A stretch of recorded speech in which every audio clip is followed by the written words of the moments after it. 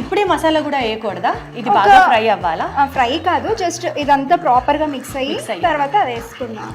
ఇంకా అది యాడ్ చేసేసుకుందాం. మొత్తం వేసేనా? యా.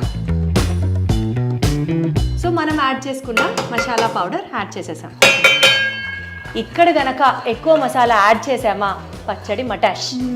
సరిపడినంత, ఒక రాయి తక్కువైనా పర్వాలేదు, అప్పుడే చాలా కమ్మగా ఉంటుంది పచ్చడి. సో ఇప్పుడు మనం ఫ్రై చేసుకొని పెట్టుకున్న ప్రాన్స్ని యాడ్ చేసేసుకోవచ్చు. ఓకే, సో ఫ్రై చేసి పెట్టుకున్న ప్రాన్స్ని యాడ్ చేసేసుకుందాం.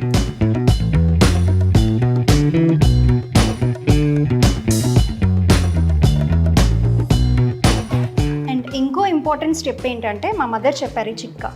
ఇంకా టేస్ట్ గట్టిగా తాకాలి అంటే ఈ పచ్చడి మొత్తం కూడా కంప్లీట్గా కూల్ అయిపోయిన తర్వాత ఒక 2 పెద్ద లెమన్స్ కంప్లీట్గా స్క్వీజ్ చేసుకొని యాడ్ చేసుకోవాలి అందులోకి.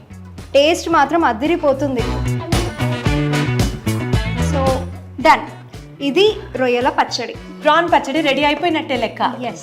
దీన్ని సర్వింగ్ బౌల్లోకి తీసేసుకుందామా? ఇప్పుడే పచ్చడి చేసాం కాబట్టి ఇప్పుడు టేస్ట్ డెఫినెట్లీ మనకు బాగుంటుంది. బట్ ఒక 2 రోజులు అయ్యాక ముక్క ఊరాక ఉంటుంది నెక్స్ట్ లెవెలే. చాలా చాలా చాలా టేస్టీగా ఉంటుంది. You have to try this.